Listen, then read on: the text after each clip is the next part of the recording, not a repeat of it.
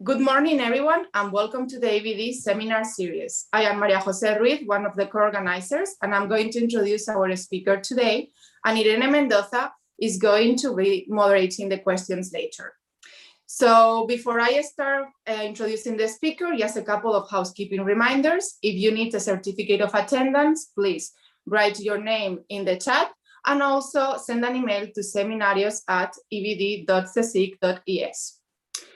If you want to make any questions to our speaker today, which is highly encouraged today, please write your name in the chat. Well, write your question in the chat as well.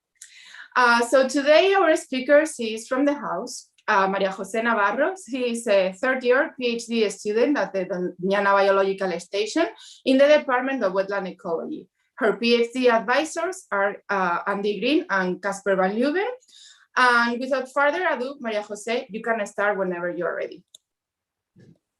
Okay, so good morning, everyone, and thanks for being here. So I'm going to present you my thesis project, which is entitled Migratory Waterbirds as Key Vector for the Co-dispersal of Alien and Native Species in Different Biomes. This thesis is supervised by Andy Green from the Doñana Biological Station and Casper van Leuven from the Netherlands Institute of Ecology in the Netherlands. And I have an FBI fellowship coming from the Spanish government. So first of all, I would like to start with the definition of the ecosystem services, which are the processes that directly or indirectly benefit human well-being. So much literature has been published recently that identify those services and the communities and services and species that provide them. And the identification of these services are a first key vital step in order to their maintenance and management. Waterbirds provide important ecosystem services to the different ecosystems, such as pest control, be effective bioindicators of the ecological condition, and can also act as sentinels of potential disease outbreaks. But in aquatic ecosystems, they also play key functional role as predators, herbivores, and vectors of plant seeds, invertebrates, and nutrients. And my thesis will be focused on the study of their role as vectors of plant seeds, invertebrates, and nutrients, and only invertebrates. But why is important to study this dispersal? Well, because the propagals that can be dispersing from one side to another between different ecosystems can have important consequences in the aquatic and terrestrial ecosystem, such as, for example, population genetic exchange, community composition, or even expanding the range of expansion of certain species. It is therefore very important to know which species are moving from one side to another.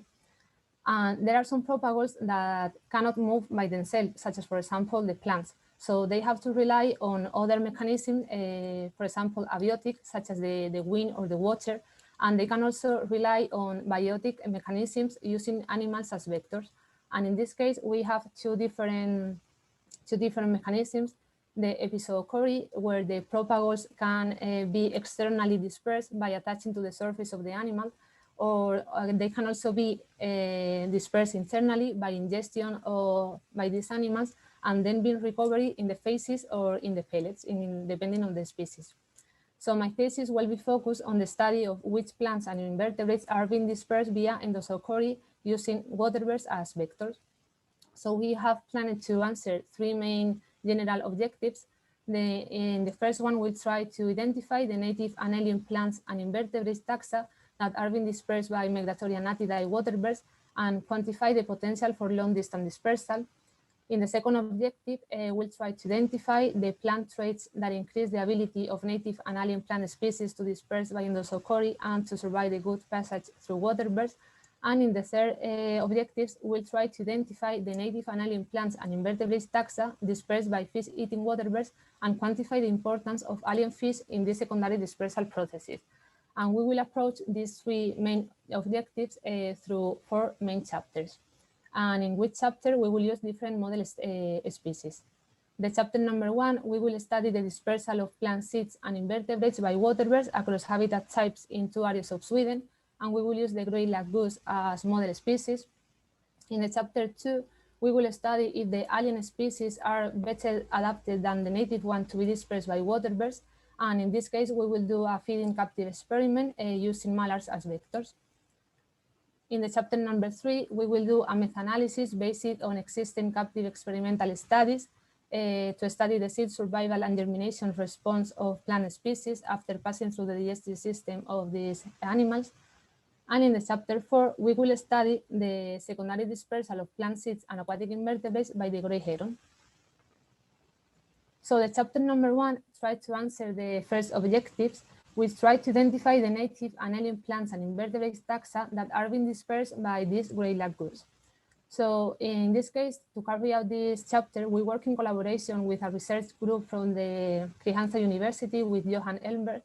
And this group has tagged since 2018 a total of 100 geese with solar GPS, as you can see here in the picture.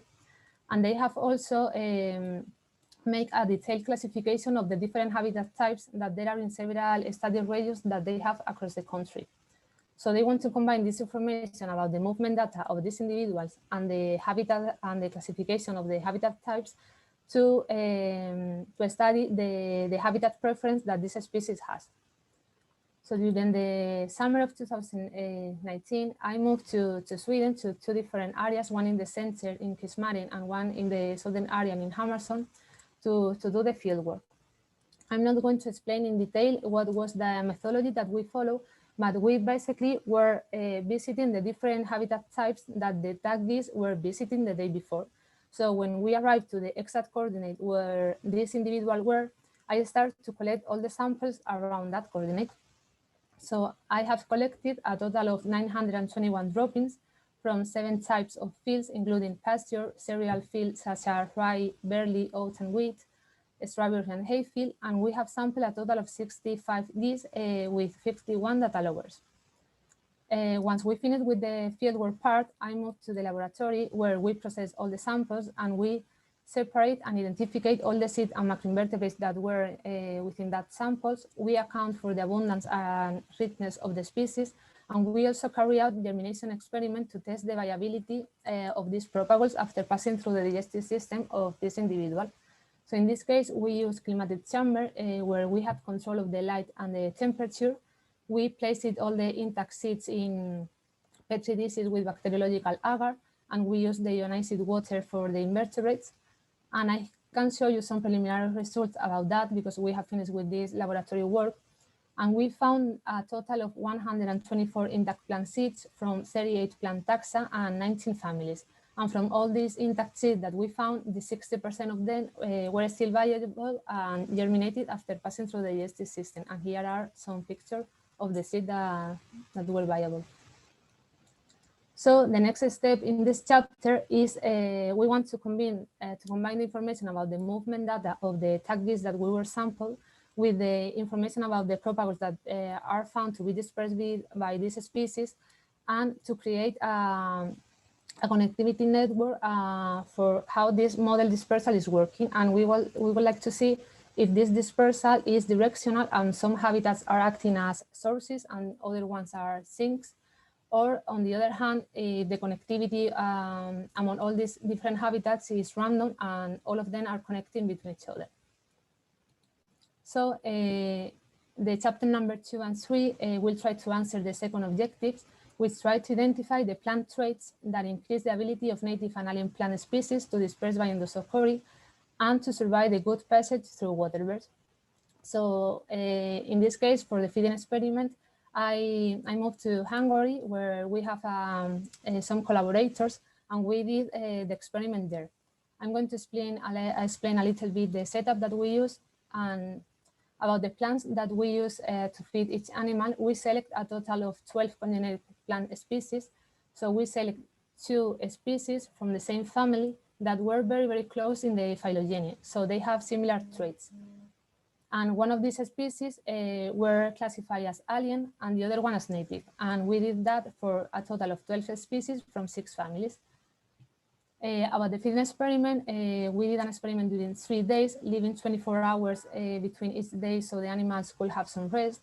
We used a total of 8 mallards, 4 males and 4 females. And at the beginning of each day of the experiment, each animal was fed with a total of 1,000 seeds, 500 seeds per species.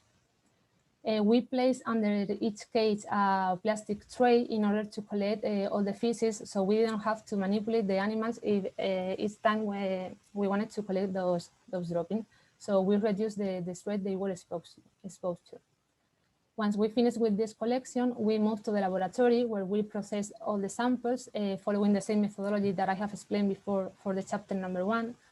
And in this case, we also carry out a germination experiment to test the viability of the propagals.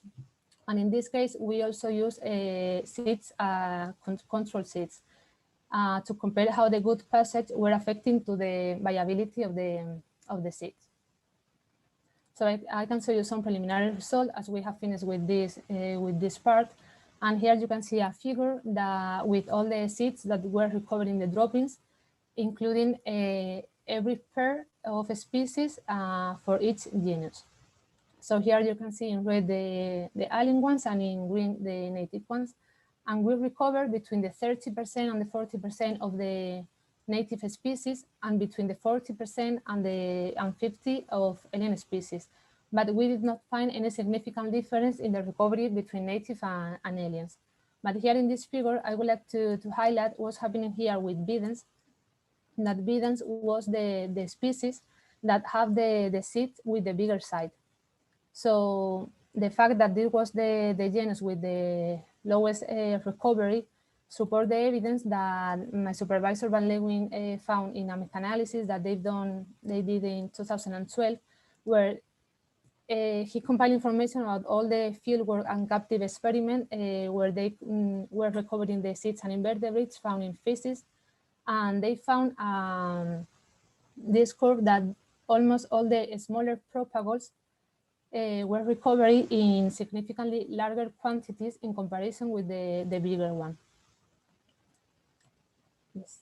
So I can show you some as well some results about the germination experiment, and we found, for example, that the genus of Juncus that you can see here, Nayas and Tifa, were germinated in highly numbers for the native species, and for example, the opposite happened for Lindenia, that was the seed with the smaller side. But and in this case, the aliens seems to have a higher germinability, but this was just a marginal effect. So just a short summary about what we have done so far in this chapter is that according to the passage, the previous studies and the bibliography said that the alien species had more past seeds than the native ones, but here in our study we don't see any clear pattern about that, as we did not find any significant difference in the recovery between native and alien species. About the germination, the previous study said that when you increase the retention time, which is the time that the seed stay inside the animal and is not digested, the germination range decrease. And this can be possible maybe because they are exposed to, for a longer time, to the chemical and physical digestive processes. So in this experiment, we found that most of the seeds were recovered before the 8 hours after ingestion, and when after that time, after the 8 hours, the curve of the recovery of the seed was decreasing very slowly. So most of the seeds that were recovered before that time had a higher germinability in comparison with the ones that were recovered after that time. And in general, about the germination, the natives seems to have a higher germination rate. So as a short conclusion that we can have so far is that there is no clear pattern in the dispersal of alien species, that seed traits are important in the dispersal of plant, as we have seen with the propagal sites, but more species should be included in further studies, and we should include more traits in order to see what traits can be affecting to the survival and the germination response. But in this chapter, in the chapter number 3, we will also answer this question and to identify these plant traits. And this is the chapter that is less advanced because I've been very busy working on the laboratory part and the field work. But what we have done so far is that we have compiled information about all the studies basically on feeding experiment to birds. We have compiled a total of 30 publications, but we need to update this database with all the studies that has been done during the 2020 and 2021. Once we have all these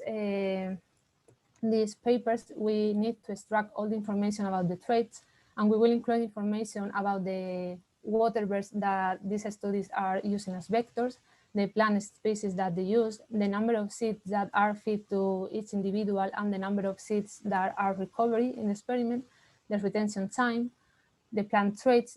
For example, we want to use the size, the shape, and the seed mass, the Ellenberg values.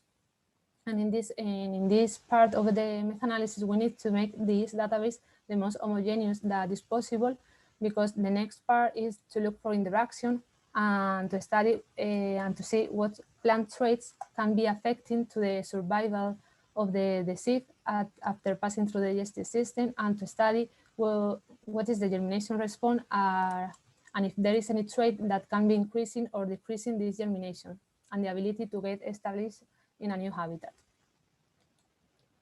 And the last chapter tried to answer the objective number 3, which tried to identify the native and alien plant species that are being dispersed via secondary dispersal processes, which is a process in which more than one vector is involved. In this case, we have selected the Grey Heron, which is known as a pestivorous bird, but it's been demonstrated that have a wide range of a wide diet, and is also based in mammals, amphibians, small birds, and reptiles. And this heron species used to regurgitate daily a mass that contained the undigested part of its diet, and that is called pellets. And this will be the structure that we will use to study the propagules that are contained in here. So we have collected a total of 73 pellets during the spring of 2018 in 4 different areas, which is Scotland, North England, South England, and the Netherlands. We did that with the help of the WWT from the Slim Bridge in England. So once we collect all the samples, we start to process all the pellets in the laboratory. It was more difficult in comparison with work with the thesis, and we were expecting to find more fish remains, as we select this species because it was considered a pestivorous bird. But in this case, we were surprised because we found that 99% of the pellets were formed as a hairy mass and contains mammal's fur. Only 44% of these pellets contain remains such as bones, teeth, claws that allow us to identify the prey to the species level. And we only found 8% of remains fins in the pellets, and that 6% of the pellets contains rest of amphibians and birds. And now, speaking about the plant species, we found intact plant seeds in 77% of the pellets, and we found invertebrates intact in the 21% of the pellets. But I want to give you some more details about that. And we found a total of 22 intact propagules of invertebrates from 6 taxa and 2 families, which were basically Cladoceras and Bryozoas, that are those that you can see here in this picture.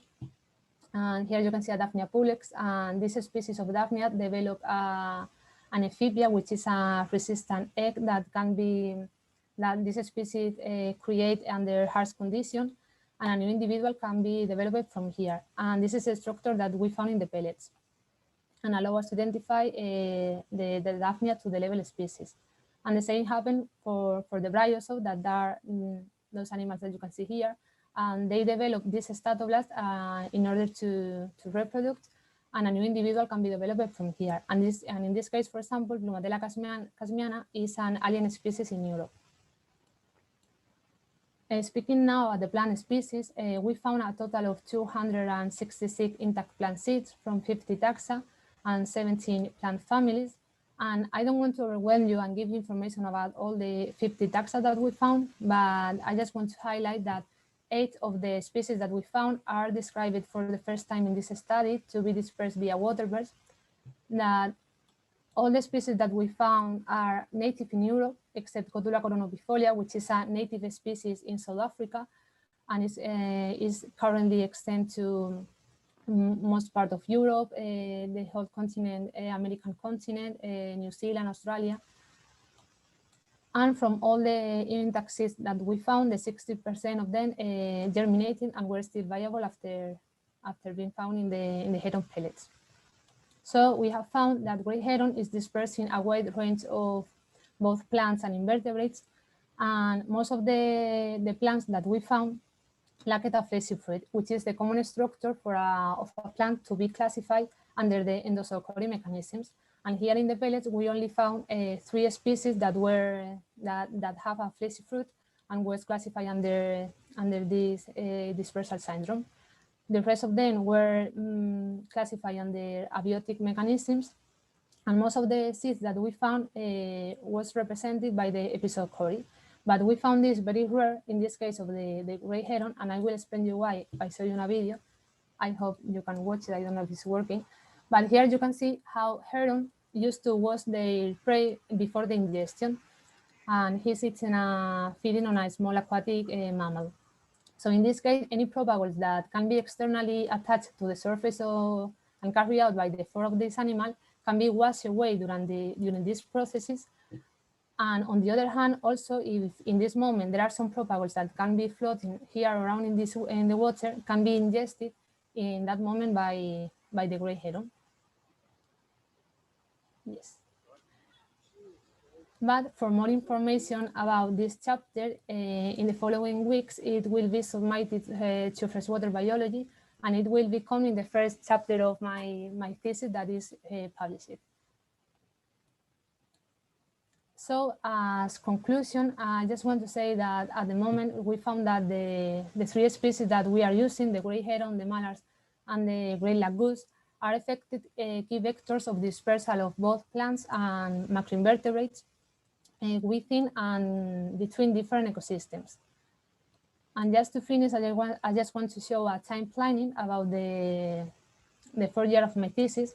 So during the first 2 years, I've been working on the fieldwork and in the laboratory work. And I have done my first academic stage in the University of Debrecen in Hungary, where I did the captive experiment. I have also planned to make another stay during this 3rd year, but it's been postponed due to the COVID situation. But hopefully I will be able to go to the Netherlands to work with my supervisor at the end of the summer in the chapter number 3 about the meta-analysis. I've been attending to different international conference, presenting results about the chapter number 4, and the idea is to keep attending to other conferences, even if it's in an online way due to the COVID situation. I have been also doing different courses, and I'm now waiting to be accepted in one of statistical analysis with ER. And for the rest of the 2 years that I have of contract, I will be working on the data analysis and writing all the different chapters to finally make the thesis deposit at the end of 2022, when my contract finishes. Well, I would like to thanks to all my group for its support and everyone that is involved, and thanks all of you for your attention.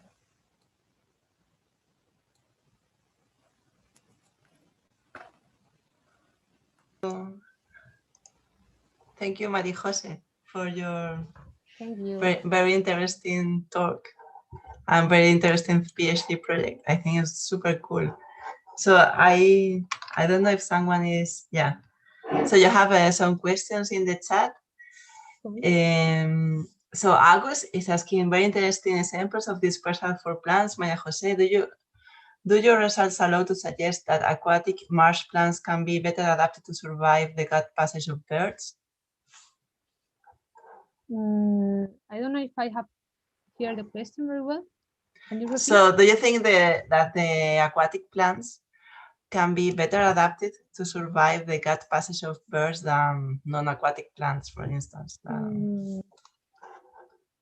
Well, that's a really good question. I don't know if there is any kind of adaptation between that separate the aquatic than terrestrial plants, but yet for sure, for example, with the meta-analysis chapter, we can see that because we will use the Ellenberg values that can say to us if there is a plant that is aquatic or terrestrial, and we can see if there is if the survival and germination response is a good adaptation or not to be dispersed by good passage.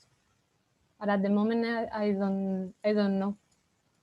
Yeah, something that happens with the aquatic animals is they can stay for longer in the gut passage for the waterbirds, no? than for the terrestrial birds. Yeah, it stays longer in the gut, definitely. And maybe this could affect in a negative way because they are exposed to the digestive processes for a longer time. But or maybe not, because some species are adapted to, I mean, that the digestive processes facilitate the germination response, because, for example, some seeds have a due to the hardness of the seeds or the coat, the cover coat can be affected by the digestive and sprout better. Yeah, okay. So Monsevilla, she's asking, how long does it take for a seed or an invertebrate to be ingested and regurgitated? Sorry. Well, I think that depends on the species, but to be ingested, how long it takes to be ingested? Well, I think she asks from since the seed I think she's asking for the gut passage time. So how long does the seed or the invertebrate takes in the gut also for the regurgitation for the pellets? Yes. So there are some studies that show that between the 8 hours and the 12 hours, they can remain on the guts of the animals.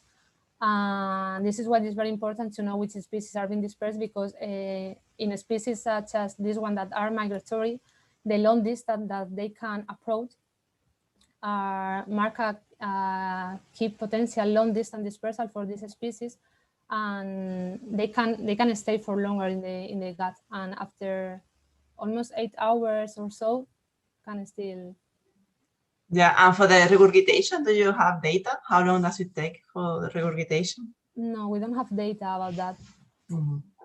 Okay. So Tere Boquete, she's saying, thank you very much for this very nice talk, Maria Jose. I wonder if you have any hypothesis that will explain why native plants had higher germination rates than the alien species in the feeding experiment. Well, I think maybe the native species are better adapted to be established in the habitat in a way to maybe to compete with the alien ones and to survive better in the same environment and in the same habitats. But in this case in this experiment, we were using different traits and to see and to compare that, and I think it's maybe because of the adaptation of the alien species, and there are some traits, for example, the size, the hardness, that can allow to this species to survive better.